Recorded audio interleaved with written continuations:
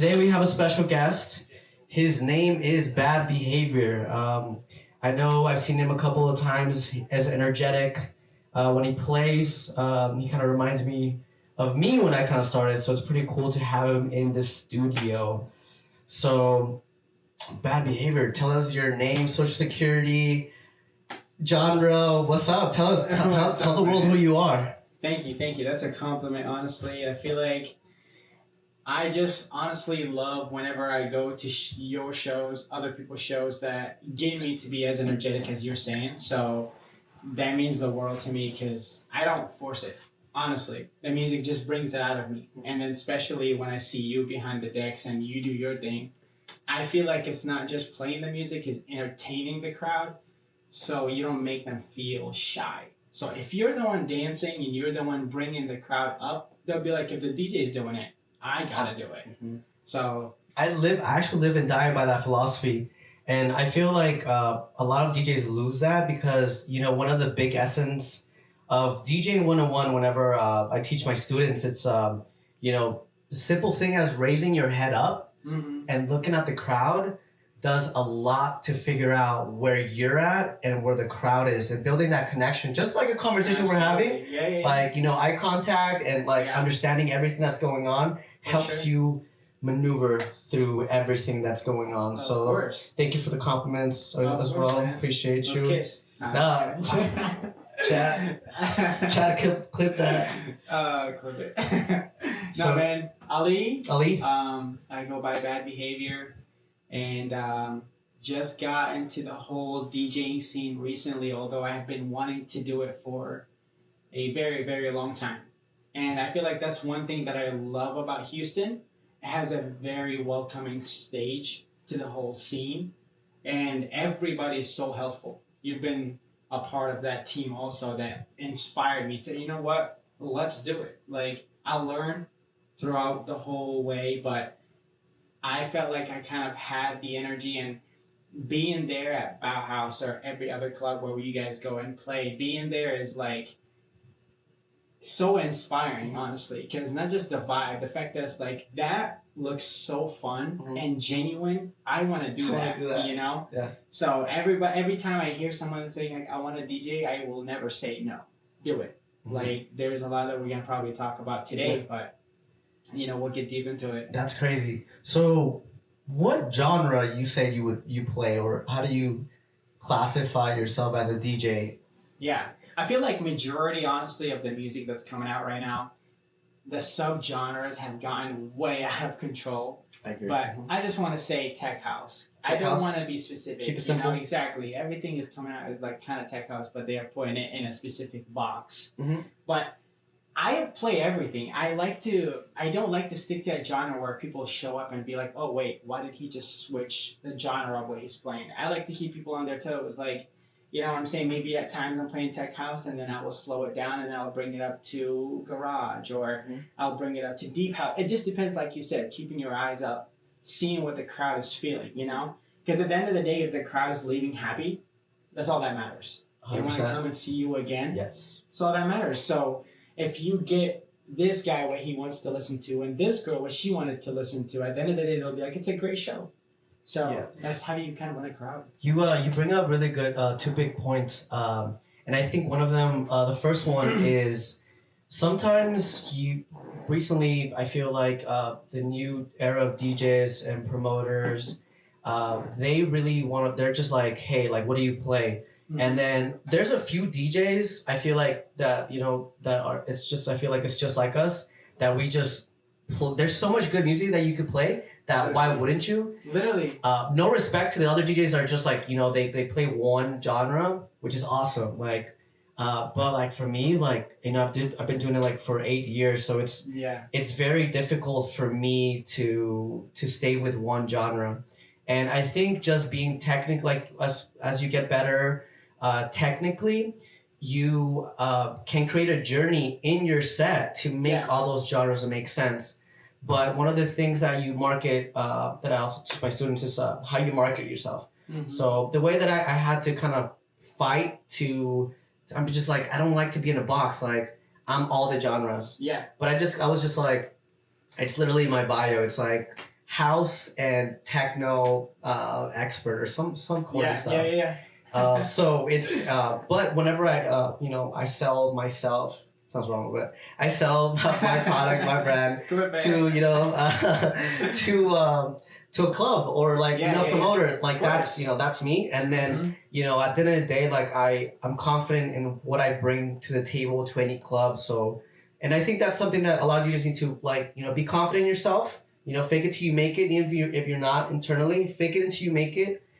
And then just if you could rock the room, nobody's gonna talk mess. I can't agree more. I just feel like you said, there's so much good music out, and no one is. Who came up with the whole thing of like, oh, what do you play? Okay, we'll put you in that genre. When we need you, we'll hit you up. Mm-hmm. But it's like I could play all the genres though. I'm not saying that I can't. Maybe there's a favorite. Yeah. Like yours. Your favorite is probably techno, which you just have love for that genre and you know how to rock that genre. But that doesn't mean that you can't play all genres and get the house moving for anything. I just feel like that's why the scene is just so like beautiful. It's very creative. 100%. And I love that you still have that spark. Because I will tell you, I love the scene, don't get me wrong, everything. Yeah. And I talked to Lace about this last podcast about how the scene could be very toxic as well. And I think that you will experience it one way or another. No doubt. Just, I think staying true to your core and your fundamentals. And I think you're a really humble person. And, staying true to yourself goes a long way. And kind of putting blinders on everything else, you'll last a long time in this industry. I appreciate that. Thank you. So speaking about genres, like did you have, besides EDM, it could be EDM, but did you have any genres that kind of influenced you?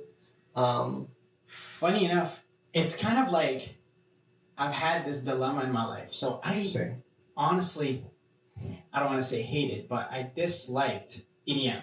Mm-hmm. Back in the day. Well, like when you say EDM, like main stage, like Hardwell, like. Thank you. I love that. I know you do. I started. Is it really my thing? No, I good. Understand what you're saying. Uh-huh. That's what I thought EDM was. Yeah.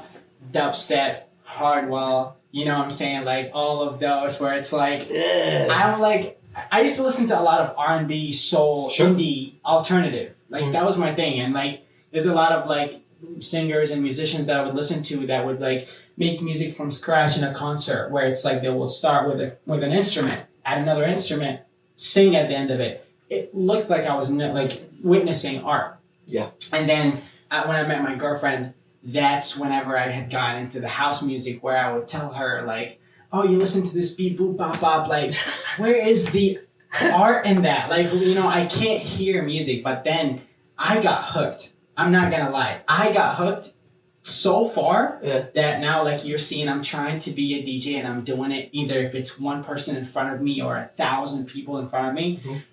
I honestly sometimes DJ and my jaw hurts because of how much I'm smiling. Oh, dude, don't get me started with that. Literally. Dude, and I see you. I know that sucks. No, it sucks because I feel like I get cramps. Yeah, and then after your set, you gotta like go say hi. Yeah, just like, can I just walk outside for a second? I'm doing it right now. I just feel like honestly, whenever I'm having a genuine fun time, I can't stop smiling, which literally is what's going on right now. But how old are you, by the way? I'm 34. 34? I was a hold up. We look good. I'm 30. I'm about to hit 30. God damn. I can't believe you're 30, dude. No, chill. I'm 29. I'm 29. You look younger. That's what I'm saying. You look like you're our age. Clip it. No, I'm 25. 25? Oh, that's cool. Yeah. Also, you're like frontal lobe developed. Yeah. So you're good. You're in the good spot. I'm peaking. You're peaking right now. Full serotonin. I'm trying to literally keep it going. You know what I'm saying? I know the scene is toxic and everything, but I'm like, I can't see that. I'm going full blast before I just my gas tank hits, and I'm like, yep, it's toxic. So no, but like I fell in love with it, man, and ever since. It feels weird to say this, but I cannot stop talking about it. Every time me and my girlfriend or me and my family talk about something, I can't stop talking about music and how, like, the house scene and just how creative you could be in that scene where it's like you're playing music and everybody is actually uniting at this moment to be like, you know what, we're all on the same page. We're just so hard these days. Everyone is on a different page right now. It's like a lot of conflicts in the world and everything, but these couple of hours, everybody is like, you know what, we're kids right now. What's that meme? It's like, there's a lot of pain in this world, but in this room, there's no pain. There's no pain. In this room, there is no pain. Yeah. So speaking about influences, like, what made your bad behavior, like, where did bad behavior come from, like the name itself? Yeah. I like to play tech house, and I really like to play dark, deep tech house. You know, think of it as like just like warehouse tech house. You know, I like it to be bad. You know, I like it to be sexy. Like, you know what I mean? So that's why I say, like, no disrespect, but that's why whenever I was thinking about EDM back in the day, I'd be like, it's commercialized, it's just poppy EDM. But then I did not know about all the subgenres and everything that goes into it, the underground scene, and that's what I fell in love with. So at first I was gonna go with Bad Habits, but then I was like, you know what? Bad behavior, not bad. Bad behavior is pretty not good. Bad. Bad Habits reminds me of that song. There's a song called Bad Habits. Yeah. They just Club de Combat just sampled it. I think you're talking about the original Bad Habits. What's that singer that goes like Stay High? Tublo? Totally. Yeah, Tublo. So I think Bad Habits it might be around there. I don't know, but we got some ball knowers in the house. Hey, watch out, bro. We got some knowledge. Hey, I'm 29, baby. Scene is so deep. Yeah, so deep. So much history. Sampling. People are insane. Like, I love it. You can never get bored of it. That's what I'm saying. You can always come up with something new. That's great. So great. So, whenever you start your sets, like, or before a gig, do you have a way that you prep? Just tell me about your process. My process, honestly, I put 150% into every set I prep, even if I'm playing for myself. Sure. I feel like I want to play something that impresses me. So I would, like, my couple of gigs ago, I had opened for San Pacho, which was an early set that I opened. So it was like 9 to 11:30, you know. Ooh, opening set. Didn't know who was going to be there. Yeah. Didn't care.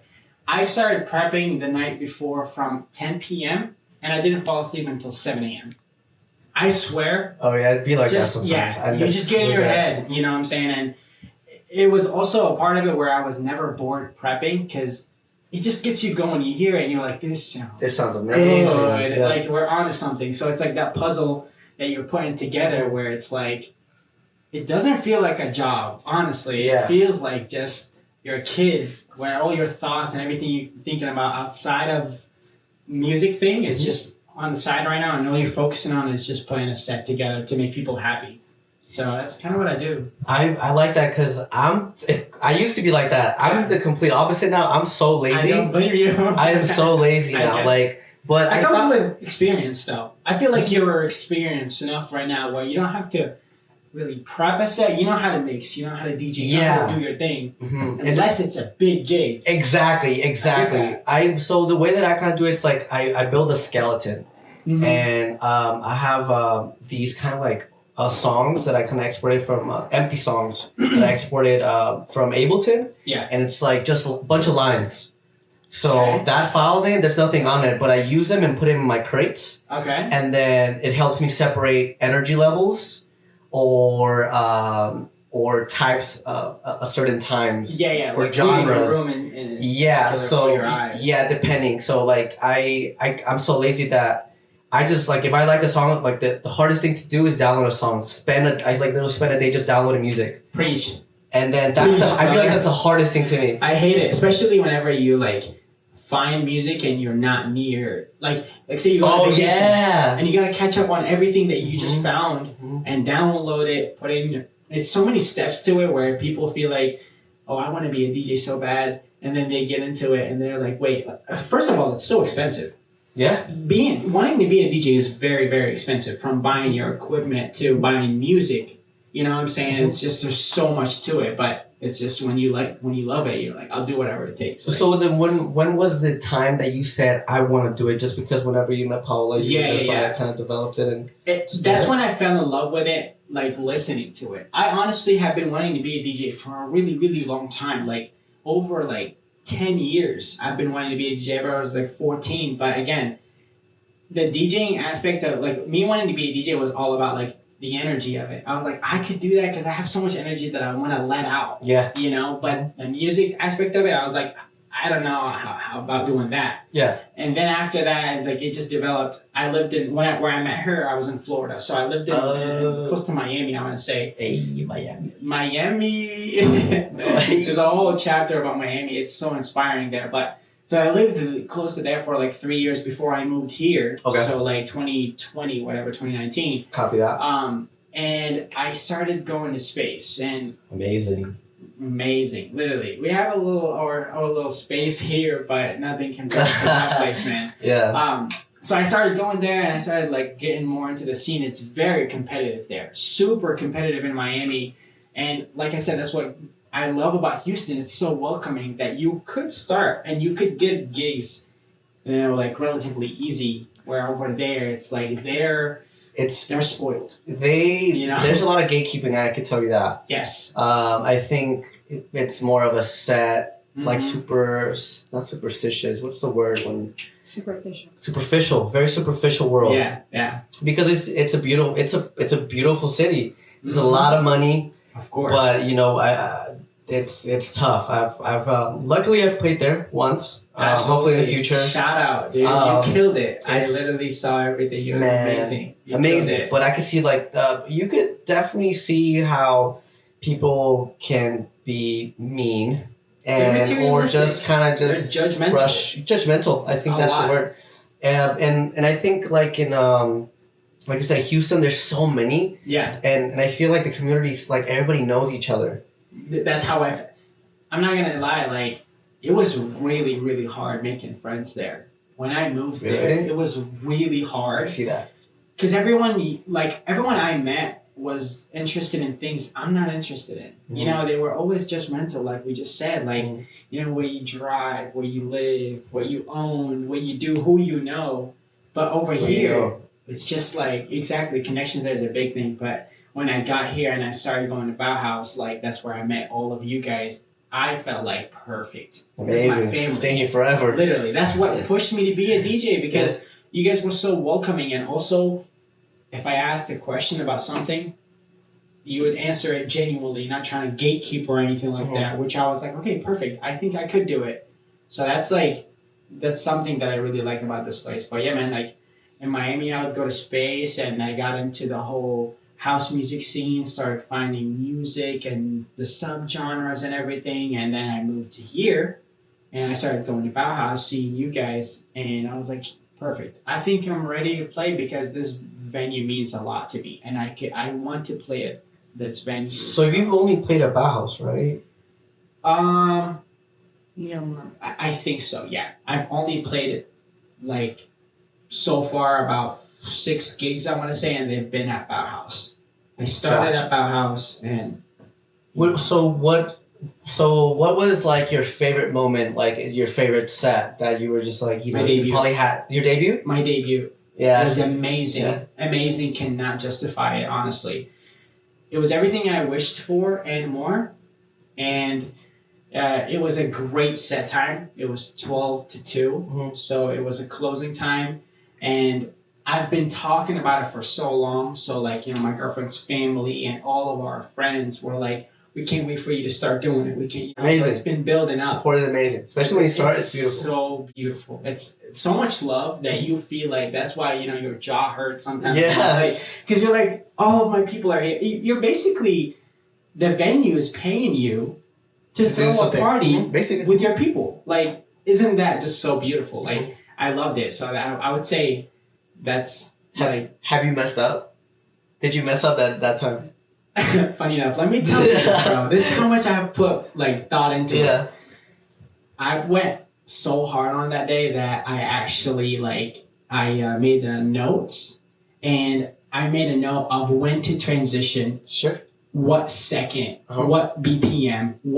So a lot of times I was literally looking at my phone. You were just waiting songs to make sure I'm on beat. Yeah, people were like, like my girlfriend and my friends were like, okay, maybe don't do that again. Yeah. You know, they were like, it looked like you were looking at your phone waiting for a message or whatever. But I was like, I saw it in my head in a way where I wanted it to be that. Yeah. And it was exactly that. The feedback the day after, literally, I didn't sleep and like at all. I went to work the day after, like no sleep.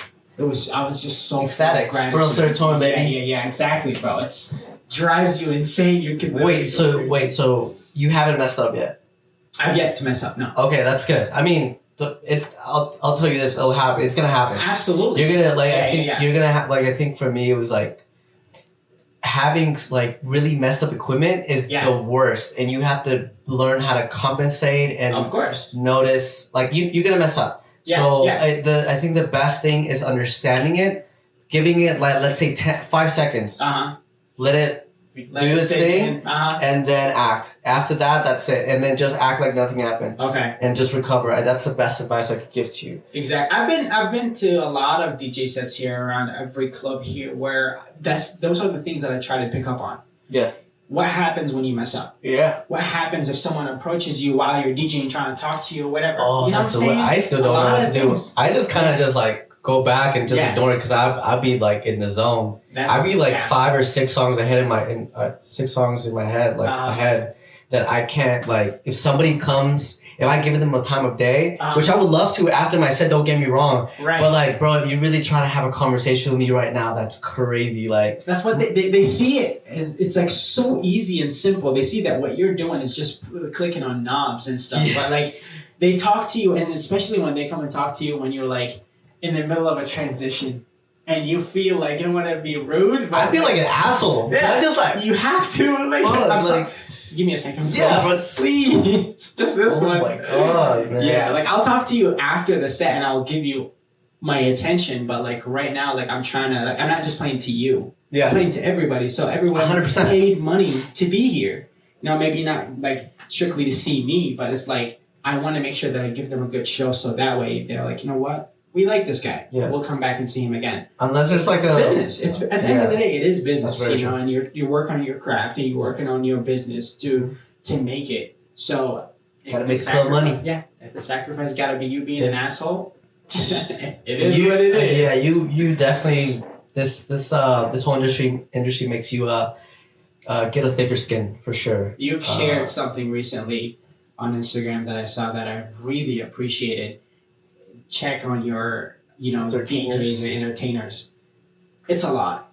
Mm-hmm. I had a lot of response on that, and I was just like, this literally hit the nail on the head. It's just like, it's kind of like everybody knows behind the scenes of like the work that happens. Like, I feel like DJing is probably 10% of it now, and everything else, whether it's the social media. Having to go to let's say another somewhere else to network to maybe get another gig. Exactly. Like even like having time with your family, like it's difficult because you have to prep for a set or you have to be somewhere else. There's so many things that happen, and I feel like it's all glamorous and sunshine and rainbows for the outsider. People people come up and it's like, bro, like you literally party every day. Yeah. And I'm like, no, like that's just what I let people see you. Like I'm literally like in the gym usually like 4 to 5 times during the week.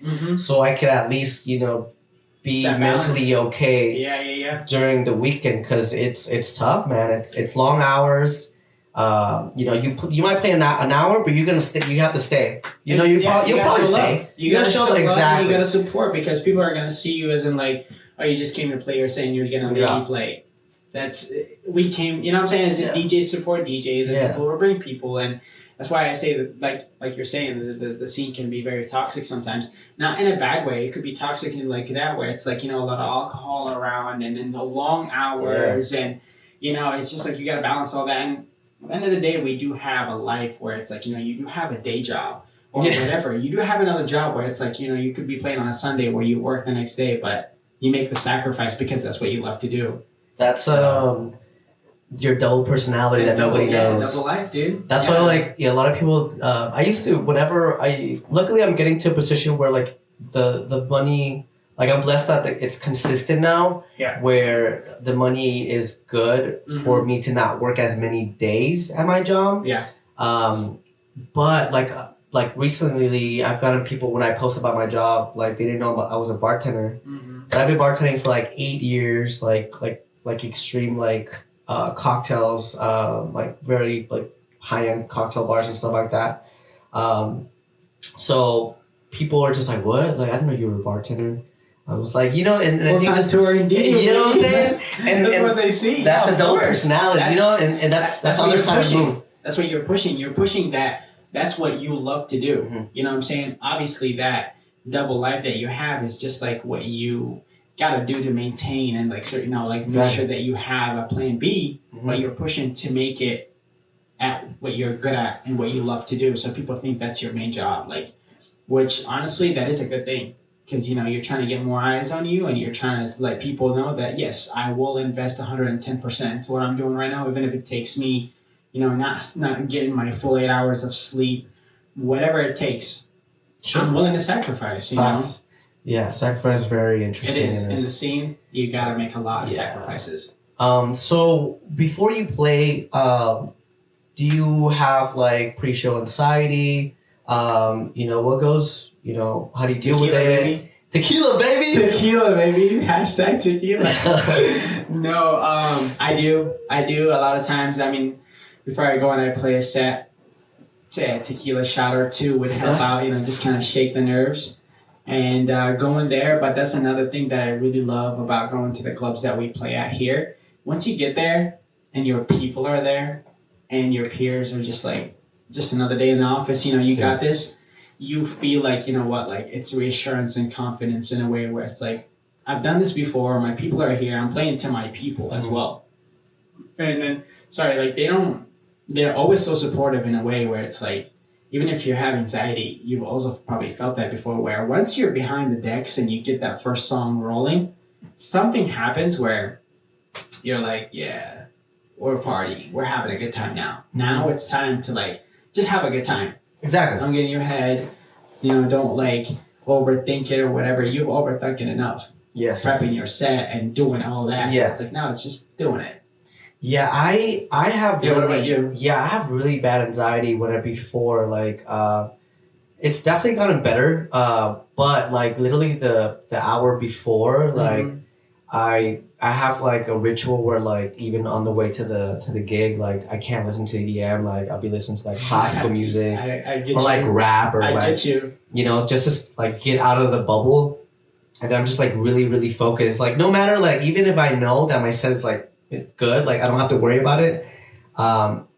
Once I get to the club, I still have I kind of go mute a little bit, and it means you care. Huh? It means you care. Yeah, that's true. Yeah. And so I just kind of go, and I have this little I have my breathing techniques, and then, but once, yeah, there you go. You gotta put me on. Yeah, dude, I got you. Them wolf breaths. And then but once, like you said, something once you click play, it just goes out the window. Yeah, the music takes over. It takes over every anxiety you have. That's why I say whenever you're at a DJ, whether it's a DJ gig, whether you're playing or you're just in the crowd, the music makes you feel like a child again. Yeah. It's like an adult playground. Everyone is just you know what? All of our stresses and bills and everything can just pause for a second. Let me enjoy my moment right now. So that's why I really, really like it. Yeah, and I think a lot of people have told me that I'm two different people. I'm different when I'm on decks and when I'm off them. So it's just it's cool that you say that. Yeah. It's becoming a child again. I have a question for you. I've never played a back-to-back, an official back-to-back yet. Really? Yeah, and I haven't yet. It's always been solo. You might get it tonight, chat. Tonight? Which is what I'll do it today, yeah. Maybe, but how is that? Man, back-to-backs are interesting for me because, I've spoken to DJs about this that, sometimes, sometimes connections work and sometimes they don't. And then also it all depends as well who you're back, Bauhaus mostly. Mm-hmm. I don't really enjoy the back-to-backs only because, especially like for a headliner. Right. You know, like support or head like you're like you're you're supporting like a direct support. Right. So you played a headline back to back before. That's why I'm asking. Yeah, they used to not do that. They used to actually be different. They used to have like not back to backs like that. Right. So it was a little bit easier because you would actually be able to curate properly how everything you would be able to give a journey and then drop it off in a proper way. Yep. But it's changed a lot, and I think now Bauhaus kind of gives you a back to back, and you don't even know you're back to backing until like the last minute. True. Which is even if you've back to back before, like a lot of these things is very different only because like I said, it works or it doesn't. And it's not even because the person's a bad DJ, which you might be surprised because like not even talking shit, but like some people just get nervous with back to backs, and I feel like as me as an experienced DJ, I fuck up all the time. Don't get me wrong, like but at the end of the day, like I think of direct support as building up the room for the person that the club paid for. Exactly. So I want it to be like perfect. Like I want it to be, I don't want the crowd to be too tired. It's always a give and take with crowd. Like if you're opening, like if you want to throw in a banger, throw it and then bring it back. Like tease them, and then that gets them like he got it. Yeah, like there's something in there. Yes. Like he obviously cannot go 110%. For sure. As is one of the things. John Summit had just tweeted something recently which was so badass. I'm pretty sure you probably saw it, but he was talking about how he was a direct support for Green Velvet, and the whole thing about when the headliner is booked exactly, like you want to make sure that you're not going all full like banger show because obviously there's a DJ after you. What's funny? I still see some sets where it's like it shocks me. I think there's for people that have been DJing for a long time, there's always been a mutual respect of understanding when you're playing. But like something that John Summit and Green Velvet said is like badass. John Summit asked Green Velvet, he was like, "Hey, do you want me to like just chill?" Exactly. Like blah blah. He's like, "Nah, go hard as you can because I'm gonna go harder." No matter how. I was like, "Bro, he just like me." You know what I'm saying?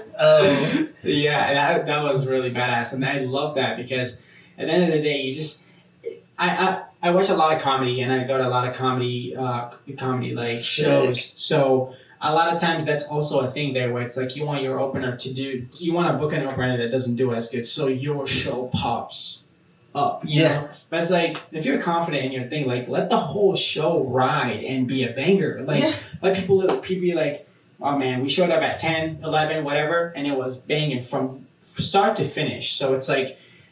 I usually don't like the fact that like some DJs be like, oh yeah, make sure you keep it mellow until I start, because that just means like you're not confident really in your skills, exactly in your ability. So I haven't experienced that yet, thankfully, but don't be so. I guess the only advice I can give you once you start doing back to backs, don't feel like sometimes like.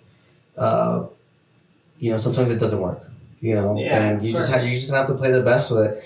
And I think back to backs are compromises sometimes. Like you understand that. Like I think sometimes I've understood that every DJ has a different technique to and approach to things, and I think that takes a toll on fluidity for a journey that you're presenting to other people,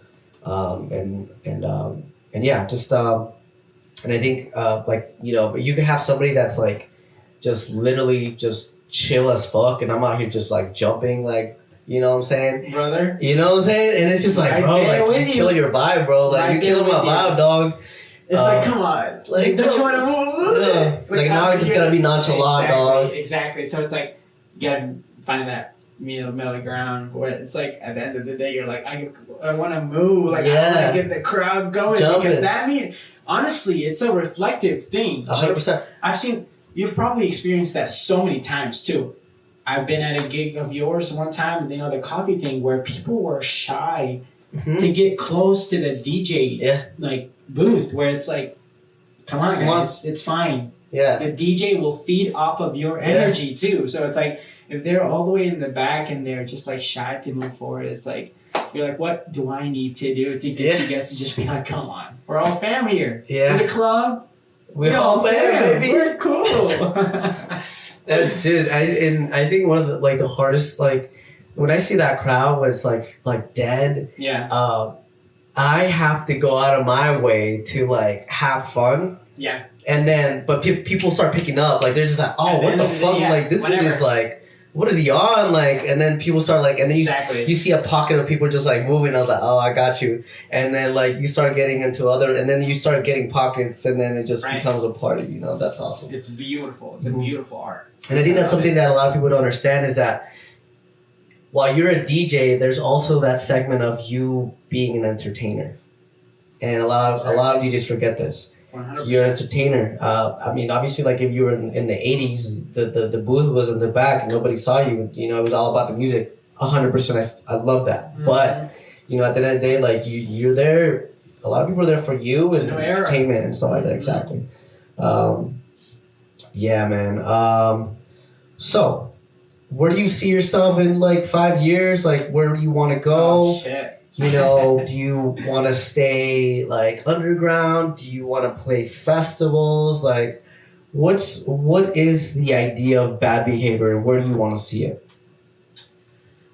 It's a great question, although it's a very common question, but I have honestly never asked myself that in the DJ aspect. Where do I want to see myself in 5 years? Because I'm just so focused on the right now. Sure. Trying to do so much to just get my name out there, get more gigs, but I want gigs that are meaningful, that follow the image of Bad Behavior, that it fits my resume in a way where it's like, okay, EPK. Exactly. So 5 years, man, I hope I get to play at least a festival within the next 5 years, branch out and play other clubs, and you know, just try to grind as much as possible because it's a lot of work, content creation, and it's just DJing, music, doing gigs, showing up and supporting sometimes where it's like you don't have a gig, but you know you gotta show up and support your friends. So there's a lot of work behind it, but hopefully it pays off, which I know it will. You know? I love that, and I think that's I'm a very firm believer that. You know, whatever you put out the world, you're gonna receive. So definitely keep that spotlight and that bulb bright. I don't think there's a right or wrong answer, and I think I love it because it's just like you are worrying about the now and be present. And I think, you know, I have the problem right now is that I'm like so far ahead in my head that I'm just like, life becomes really fast as a DJ. You know, the fast nights and everything, and it's very difficult. Every day. Yeah, and it's very difficult to stay in the present. So I would definitely keep that. But that's a great goal. Festivals, amazing. Yeah, absolutely. Don't get me wrong. I really, really love playing clubs. Like that is my favorite. Mm-hmm. When it comes to me, I like a club. You know, like Bauhaus, Space, whatever. All these clubs that it's like it feels like it's intimate, because. I'm more about the intimate rooms where you know like low ceiling, lights are going crazy, lasers, that sound system is bumping, and everyone leaves being like, that was my favorite spot. That's one of my favorite shows. I want to go back to that. So it's like I love playing clubs, but at the same time also I feel like a festival gets you out there as well, where you could show that you can do both. Yeah. And you know you're versatile. So. Hopefully the future brings me something, you know, that I'm unexpecting, but whatever it brings, I'm ready for it. I'm trying to stay in a good spirit here. I love it, man. I love it. I think for me definitely the freak, like I played Freaky Deaky, so that was my first experience as a festival. Congrats, by the way. Thank you. It was a huge accomplishment. And literally reminded me, it's like I was just like, you know, next year I want to play a festival, and like it happened. And I think it's and exactly. So it's like it's good that you say that to like have really good goals, and you kind of even if you're subconsciously working to that goal, exactly.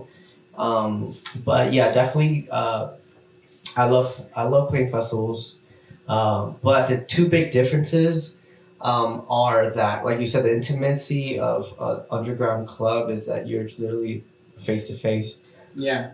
Well, festivals is more like a blob. Yeah, it's like a blob of people that are far away, and it's just like this. Yeah, it's like kind of like a wave. It's like it's almost really, really hard to read a room. Yeah, no, and that's the thing. It's like but I think that's badass because like you could go hard as fuck. Like, for sure, and you also have like little time where it's like, I'm gonna make this hour count. Yeah, and I'm gonna put my everything into it. Man, I still remember my Freaky D set. My dumbass, like, when I overthought it, my whole set, by challenging myself. Out of all the days that I would challenge myself, I did it for my first festival. I literally did a whole set out of key. No way. Yeah. Honestly, I don't really judge you for that. I try to stick to that as much as possible, but at the end of the day, there's no rules to DJ. Exactly. But there is a fundamentals but the ear energy is, Yeah, there's the music theory is there to help, but there's no. I learned that from A-Track. You can go out of key. You go based on energy level. If you're gonna change the genre, you should stay on that genre for at least 2 to 3 songs, and then you change. You go back to wherever you you can do house for 2 or 3 songs, and then go to techno for 2 to 3 songs. Yeah. It's a nice intermediate where like an interlude, or whatever, where it's like it gives the people a little breather too, where it almost feels euphoric. We were doing something crazy, and now I can just kind of let it sit. Sleep on him for a second, and then we're back on. Yeah. So the techno shows are really, really interesting, and I'm a big fan of going to a techno show because it's so different than a house show in a way where it's hard. Yes. It's hard, and that's how you know how much stamina you have to be in the pocket. Yeah. And the DJ plays a big, big part of that because they are also, again, feeding off of your energy. In techno, you cannot lack. Yeah. As a fan and as a DJ, how do you just like sit? It means it's just not for you. It's really easy to tell right away if techno is for you or not. So, I think for techno, I think you grow into it. I think even if you don't like it, as you get older, I don't know whether it's your back or like your brain, you kind of start developing some other ways to kind of just stay stiller or dance in a very less energetic way. Yeah. I think techno or like even minimal you start liking it. And I feel like I'm there. Well, I don't know. I've always loved it. I used to not like minimal. Now I'm starting to get into it. So you're getting into minimal, yeah. So amazing. Thank you. I'm gonna do a quick rapid fire questions. Hit me. All right. Techno questions. Techno questions.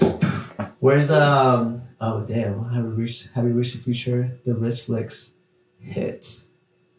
Huh? Shout out to the chat though. You know what I'm saying? What's up, chat? I'm always ready to say that. What up, chat? Chat. What's up, chat? All right. Let me see. All right. Oh damn, I lost. Yes, I'm still a virgin. Next. Hold up. Let me see. Prove it. Hold up. Clip it. Chat. He wants to prove. All right. Vinyl or CDJs? CDJs. Amazing. Most overrated song in the club right now? Any song by John Summit. Which one? Any song by John Summit. Oh, honestly. What? Sorry. I love John Summit. I love him too, but I know what you're saying. It's commercialized stuff, is what I'm saying, yeah. Ooh, what's your DJ superpower? My DJ energy, I would say. Facts, I like that. If you weren't a DJ, what would you be doing right now? Gooning? Side questions. Side questions? Somewhere out there. At the after time beat? Bendering. For real, it's Bender Day. Ooh, what's craziest request you've gotten mid-set? I wouldn't say it's a request, but somebody handed me a fireball shot, which I was like, that's wild. Man. Fireball. It literally pulled me out of my pocket. Wherever I was, I took the shot because I didn't know what it was. Took it, and I'm like, yep. High school days, don't want to go there. Amazing. You have that. That's your like. No, like that's not. Captain Morgan, Fireball, and none of that. I don't know why you would ever do me like that. Tequila. Mine's Crown Royal. Like I drank a whole bottle of that. No. You're saying that you've done that before, and now it's a no, right? Yeah, like that's no. Where like, I'm at. That's what you. Me and my buddy split a Captain Morgan huge 2-liter bottle one night. Never again. Fighting for my life, brother. I don't know how I'm here right now. I'm telling you, it was terrible. They have to carry me out the club. Oh God. Yeah, put this clip out there. Don't hand us no brown liquor, bro. Please. Brown liquor. All right. Dream back-to-back set. Dead or alive? Ooh, that's a good one. My boy right here, obviously. Ooh, of course. We're doing that. Doing that. Oh God. Thanks. Chat. Some Pacho. Ooh. He's big inspiration for me. Honestly, okay. Also, it's what got me the whole thing. Okay. So. All right. Ooh, what's the track that you would play to just get the people going? Like when you're like let's say you're like the crowd's not responding, like this is what I'm gonna play. Really, really hard question. There's so many, but I would say Invincible by Dan Molinari. Invincible by Dan Molinari. Yeah. Where's it down? Write it down. Right. Clip it. Ready? Clip it. You can listen to that. Feeding the people out. Are you gonna play that tonight? Sure. Yeah, you should play that. For sure. I want to listen to that. For sure. Biggest red flag in the booth.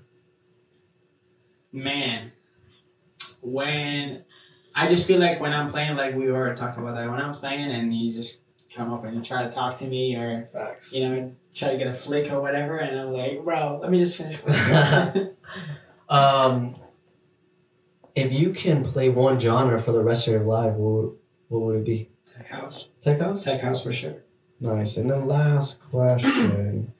If the world was ending, what would be the song that you would play? Inner Bloom. The world won't end. The world won't end. TikTok DJ. I'm just kidding. Inner Bloom bangs. It's just, I feel like it hits. Literally every time. It's a timeless song. Oh, 100%. Mine would be actually, it is a Rufus song, but it's like one of the solos. I think it's actually the name of the solos. It's really good. Rufus is amazing. Amazing. Great. Well, Mr. Bad Behavior, is there anything you would like to tell the camera, the world, about yourself? What you got going on next? When's the album dropping? Man, I'm still working on it. Amazing. So, there's a lot of things that goes into it, but I would say I'm very grateful for the invite. Max, thank you so much. Honestly, this means the world to me. It felt like a natural convo. No cameras around or anything. Honestly, you just told me about the camera, and I'm like, what? Oh shit, Who's I recording? forgot. But thank you, chat, for being there and supporting and keeping up. I can't wait to play more music for you guys. Come see my shows if you can. Bauhaus this Sunday. You play this Sunday? I'm playing this Sunday. Closing out the room. Oh, nice. So 12 to 2. If you can make it, let me know. Get that, man. And yeah, man, thank you. Much love for everybody. Hope the best for you, bro. Dude, amazing. It's always a pleasure meeting thank you. a twin from your dad, I guess me. Just wait until they see what we're about to cook. Oh, worst back to back. Worst back to back. It's about to go down. That's for sure. I do want to touch on something really quick. What's up? Tell me about your festival, the fundraiser. Ooh. I really want to know more about that. Ooh, how'd you know about that? No, I'm just kidding. I've been doing it. I actually started in this room. So my dad passed away due to cancer. Rest in peace. Shout out to the OG. I'm gonna start tripping it, for the homies. You know what I'm saying? That for sure. Yes, sir. So it was during quarantine. Well, it was very different whenever it was during quarantine because I would it's very difficult whenever people were in lockdown. Didn't really get to talk to anybody. It was very, I think psychologically, mentally, it was very different. Mm-hmm. So I think my way to kind of just turn it around was stream. Well, because I was streaming at the time, and I was just like, I'm streaming like every day, like crazy. So I'm just like, you know what? I'm gonna challenge myself, and I'm gonna. I found out how to like do the donation thing and everything on there on Twitch, and I DJ'd for 16 hours straight. Solo. Wow. Solo. And I literally I blacked out. I blacked out on the ground. I woke up like at 6 a.m. What the hell just happened? And respect. I turned on the stream, bro. But, wow. From there, like, so this is gonna be my 5th year. But every year after that, it just grew. Where like I had friends that wanted to come to the house and DJ. And I love it. I wish the chat could see the vibe. They probably can't see the vibe in the studio, but they're gonna see it right now. Boom! Literally, you get another camera angle. But it's amazing. It's so intimate. Yeah. I feel like I could spend all day here talking to you, honestly. Yeah, so, it's gonna be loud as fuck. Yeah, sweaty. Yeah. I was gonna get sweaty. It's gonna get sweaty. I can't wait. Taking the shirts off? What? Oh, shit, you know what I'm saying? John Summit vibes. But yeah, so I did it. So after that, just 12 hours. I started getting more people. It started becoming a lineup. I couldn't get in. It got to the point where like I couldn't have that many people in my house. So we had it at a venue last year. It was like a museum type vibe. Amazing. I think like last year we did like 4K to MD Anderson. Like officially, we actually officially worked with them last year, and officially we're working with them this year. The other times we're just like directly donating. So this time it's gonna be 24 hours. 24-hour marathon, baby. We're in Miami. We're like big in Miami. Yeah. That's why I said we have space at home. My guy's hosting space this year. There you go. Exactly. You know. That, and it's gonna be a fast Ferrari. Starts at 10 a.m. Hell yeah. So many things going on. Great club. Great salsa stuff. For whatever you're about to throw down, it's a great club. Yeah, and I had you on a set time over there, but Frida sat over there and just erased all my set times. But we'll figure it out. We'll tell you what time you play. But let me know, man. I will be happy to play there. Yeah, honestly, man. Great cause. Yeah, love supporting it the whole way. We'll be there probably for the full 24 hours. I love it. Oh fuck yeah! Let's go. Yeah, we're after 6 a.m. It comes like it's. We don't know what's gonna happen. Yeah. Whenever the DJs are there, we're just gonna do like a back to back until fucking 10 a.m. probably. Making memories. Making memories. There's one person or 10,000 people. It's all about making memories. Exactly. Can't wait. All right, Punt, are you ready? Let's do it. Let's do it. Chat, stick around. Chat, thank you so much. Stay. We'll hook it up and we're up. Sponsor us. Sponsor. We got it on deck. We're gonna get copyright right now. All right,